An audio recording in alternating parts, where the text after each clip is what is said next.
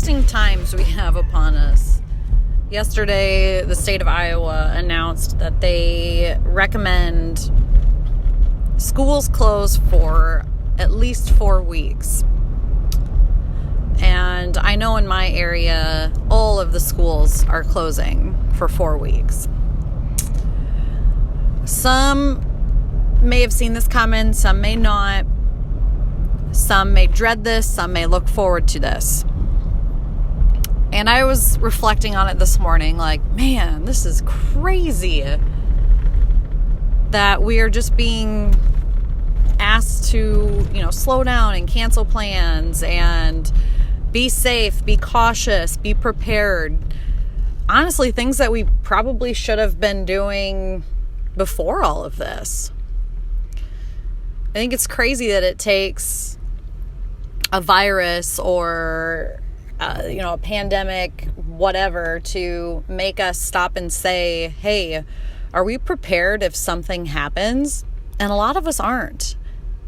And that's what creates this fear and this anxiety, because we are not prepared for the unexpected. We're not prepared for the unknown. We're not physically prepared. We're not mentally prepared. We're not financially prepared for any of this. So with all of the extra time on your hands that you're going to have right now, some of you, I guess not all of you, because even though they canceled school doesn't mean they canceled jobs.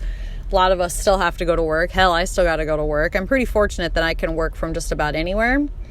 But again, that was a choice I made several years ago, that the job that I had, it was not fitting my lifestyle. And so I had a choice to do something about it. I'm very grateful that I made that decision. And has it always been easy? Absolutely not. I've wanted to quit. I can't tell you how many different times, because there's a whole nother level of motivation when you have to get your own self out of bed and keep your own self accountable.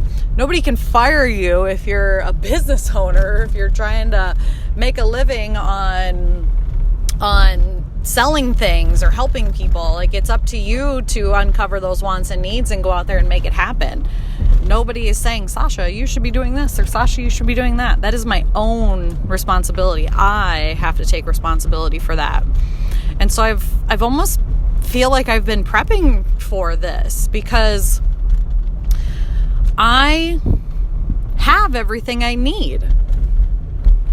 And I know that may piss a few of you off. You may even shut this off because you're like, whatever, screw you, Sasha. Like, you don't even care. You're not listening.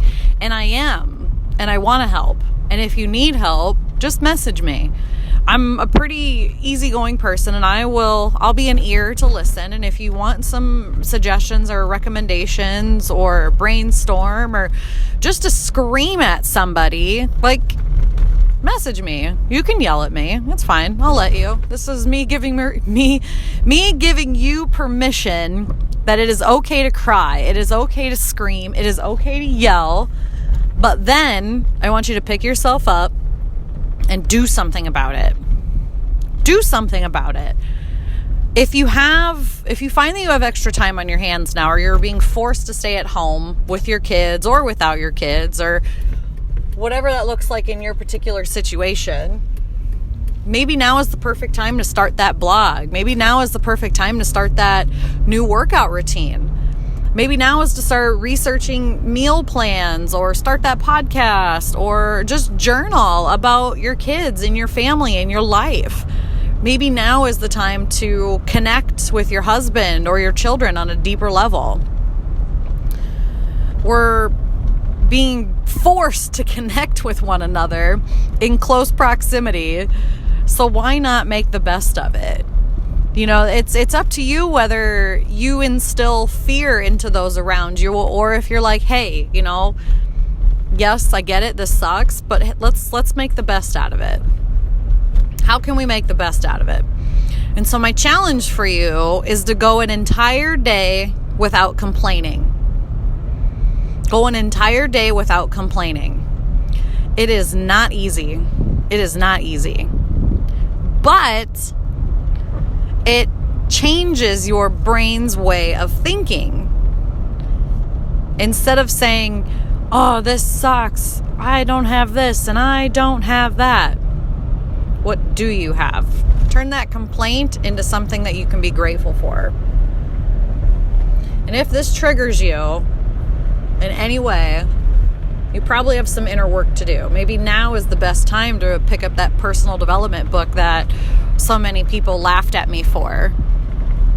People would always say, "Oh, why are you reading that shit anyways? Why are you reading that hippie woo-woo shit?" Well, that hippie woo-woo shit has prepared me to be this calm individual that shows up today. This hippie woo-woo shit has prepared me to be able to help others and hold that space and be like, you know what? It's okay. Like, we'll get through this. We will get through this. Maybe not everybody will, but that's life. That's the beauty of life. That's the shittiness of life. Like, none of us are getting out of this alive. Whether you want to hear that or not, that's the truth.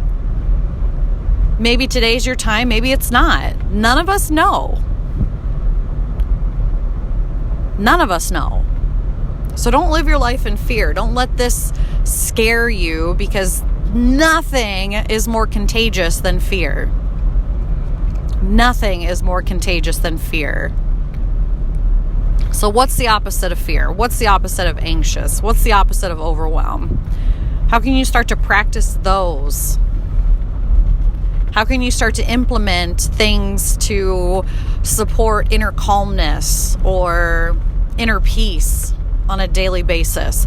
If you're feeling super, super anxious, I challenge you to look at your food and what you're eating and move your body throughout the day. Those nerves will ease. A lot of times we're just pumping our veins full of sugar. I've had 18 cups of coffee and 3 candy bars and ice cream and all this stuff because I'm so anxious. But it's all jam-packed with sugar, which just makes me more anxious, makes my heart race. I have all this energy. I can't burn it off. I can't sleep at night. I can't shut my brain off. Start practicing things that will help you shut your brain off, that will help you get rid of the nerves. Movement, meditation, nourishing your body, not freaking out about fucking toilet paper.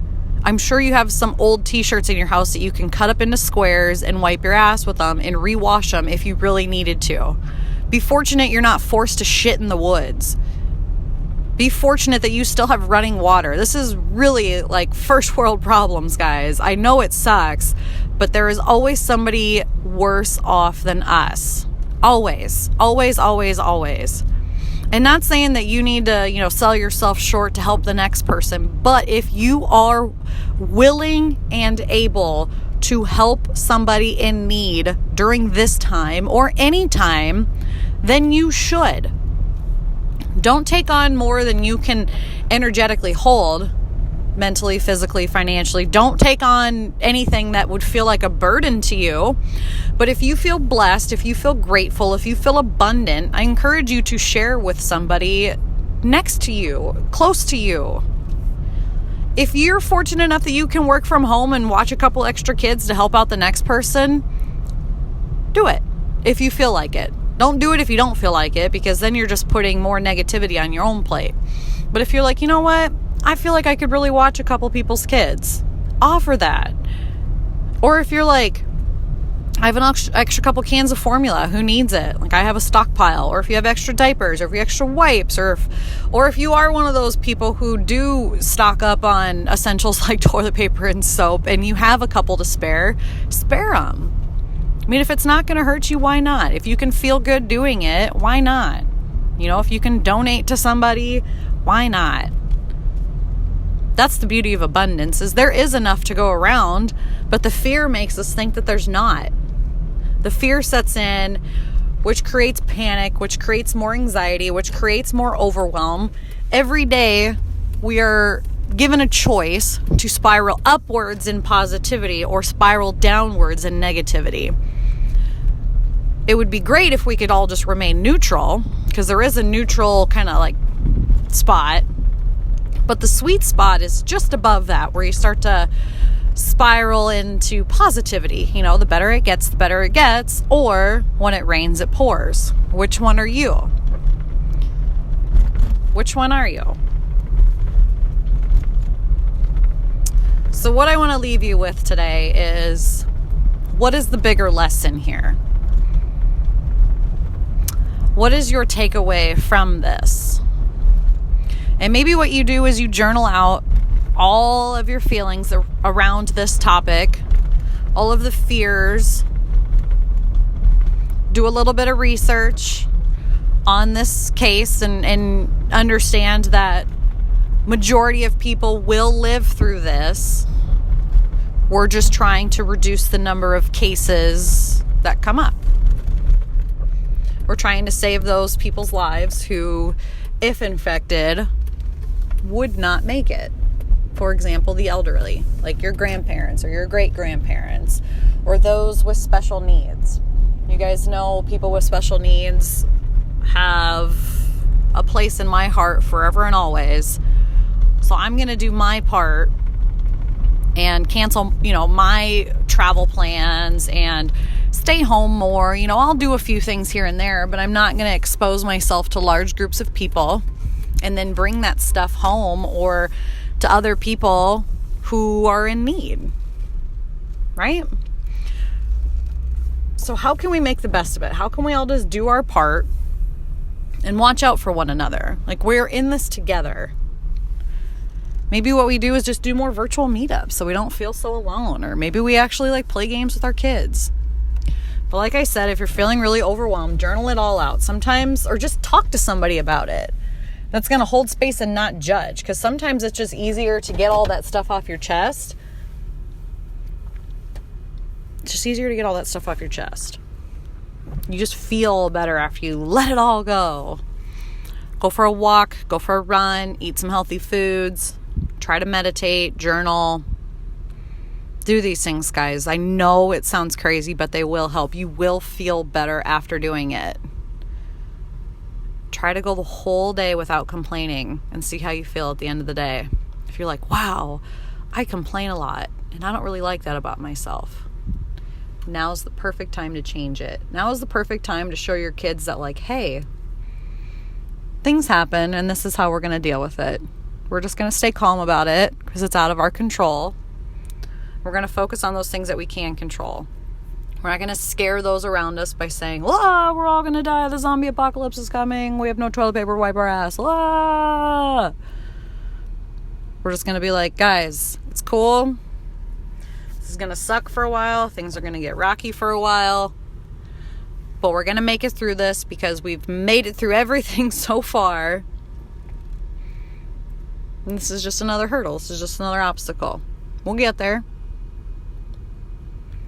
We'll get there. If you need help, ask. I'm here for you. I know others are there for you too. And that's all I got to say for now. We'll see where this thing takes us.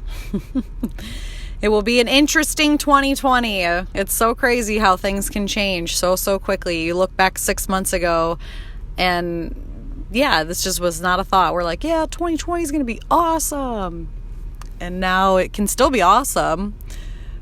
But it just shows that sometimes we don't have control over what happens and it's okay. We just got to take a detour and course correct. No big deal. Not a big deal. It's only a big deal if you make it a big deal. Let's focus on what we can control. Have an amazing day and know that you're not alone. Your feelings are valid. This too shall pass. That's going to be my motto until this thing is over. This too shall pass. Shall pass. All right, guys. Talk to you later.